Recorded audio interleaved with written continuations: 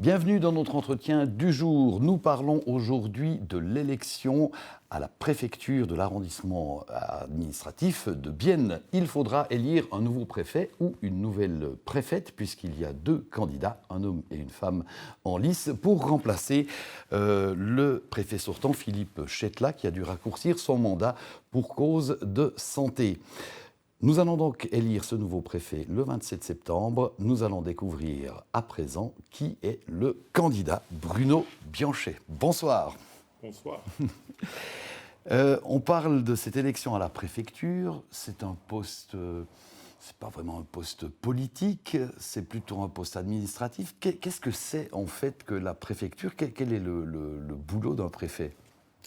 C'est premièrement une fonction très passionnante. Il y a 300 tâches qui sont définies dans la législation cantonale. On a affaire avec des gens, beaucoup à faire avec des gens. On doit trouver des solutions avec les gens. Et c'est ça qui me motive pour cette fonction. Alors 300 tâches, pour faire court, ça couvre quel genre de domaine ? On est instance de recours, instance de décision, dans le domaine des constructions, dans le domaine de la gastronomie, dans le domaine du social. Il y a vraiment beaucoup de domaines, c'est très vaste. Alors le social, vous connaissez bien, hein, vous avez 56 ans, vous travaillez déjà depuis pas mal de temps pour la ville de Bienne. Vous occupez des affaires sociales, en particulier de la protection de l'enfant et de l'adulte. Vous êtes même devenu un expert en la matière puisque vous êtes juge à titre accessoire spécialisé dans le domaine des questions qui touchent à l'APEA, au tribunal, à la Cour suprême du canton de Berne. Vous voulez lâcher tout ça pour devenir préfet ? Oui, c'est comme une conséquence dans mon parcours professionnel. Moi, je suis un homme du service public. Moi, je m'intéresse à des bonnes prestations dans le service public. Et comme préfet, on est à l'interface entre la population et l'administration. Et c'est ça qui m'intéresse beaucoup. Et je disais que la préfecture, c'est peut-être pas un rôle très politique, mais quand même, on a un petit duel gauche contre droite pour essayer d'obtenir ce poste de préfet. Est-ce que vraiment la politique n'a rien à voir là-dedans ? Est-ce que, comme membre du Parti socialiste, vous n'allez pas avoir des décisions différentes de la candidate à laquelle vous êtes opposé, par exemple ? Moi, je crois que surtout la campagne électorale, elle est politique. Et la fonction, elle ne doit plus l'être, parce qu'on doit être un parti, on a affaire avec beaucoup de gens différents, on doit être juste. Et je ne crois pas que la politique joue un grand rôle dans la fonction. C'est clair, nous tous avons notre sac à dos avec les valeurs dedans. Et puis là, peut-être, dans certaines décisions, on a un peu des nuances. Alors c'est vrai que la campagne est un petit peu politisée quand même, et puis on a un petit paradoxe, c'est qu'il y a une jeune femme de droite contre un homme d'âge mûr de gauche. Alors voilà, la sensibilité de l'arrondissement de Bienne va plutôt pencher vers la gauche, mais en même temps il y a la petite vague féministe. Quelles sont vos chances là-dedans ? Ouais, c'est difficile à dire, ouais. L'âge mûr, j'aimerais vous dire, je suis dans le meilleur âge pour une fonction pareille. Parce que non, parce que moi je crois vraiment, on doit être très posé dans la vie, on doit avoir beaucoup d'expérience dans la vie, on a eu affaire avec beaucoup de différentes personnes, c'est un grand avantage. Et bien sûr, il y a cet aspect homme-femme, mais oui, c'est l'électeur, l'électrice qui dira. Alors à propos d'expérience, Madame Romy Stebler, elle est juriste et ça fait depuis 10 ans qu'elle travaille déjà dans la préfecture du Seeland, donc elle connaît extrêmement bien les lois, ce qui n'est pas forcément votre cas dans tous les domaines. Alors quel type d'expérience est-ce que vous pouvez apporter ?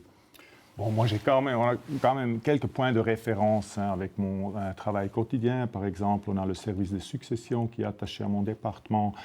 J'ai affaire avec la violence domestique. J'ai travaillé longtemps dans l'aide sociale, alors je connais très bien la loi sur l'aide sociale. Et puis, je dois vous dire, c'est nulle part marqué dans la loi qu'on doit être juriste pour devenir préfet. C'était l'objet d'une discussion déjà au Conseil exécutif et au Grand Conseil. Et 2 fois, en 2010, quand on avait la réforme de l'administration, en 2013, une fois de plus, avec une interpellation d'un membre du Grand Conseil, d'un député du Grand Conseil.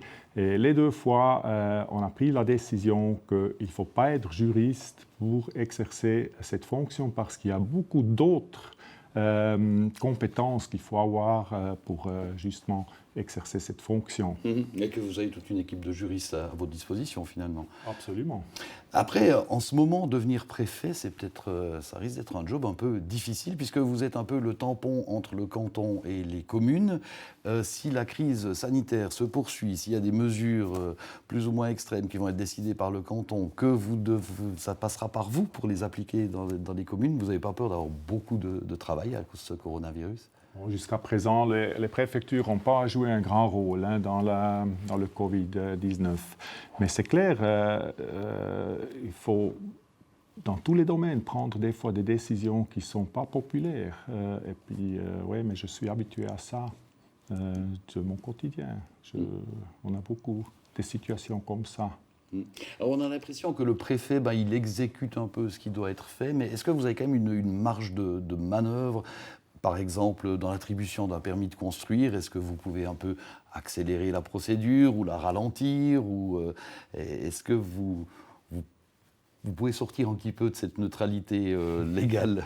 Moi, je suis plutôt pour accélérer les procédures, parce que, comme je vous ai dit, un homme du service public, j'aime fournir des bonnes prestations, c'est ça que la population veut aussi. Je suis plutôt de caractère pragmatique, mais c'est clair, il faut toujours respecter le cadre de la loi.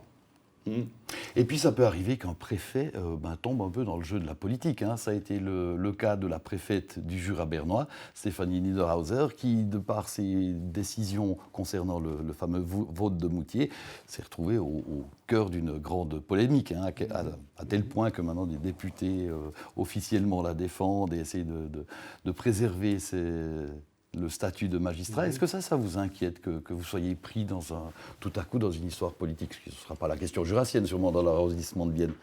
Vous pouvez me croire, dans cette campagne électorale, je suis au milieu de la politique.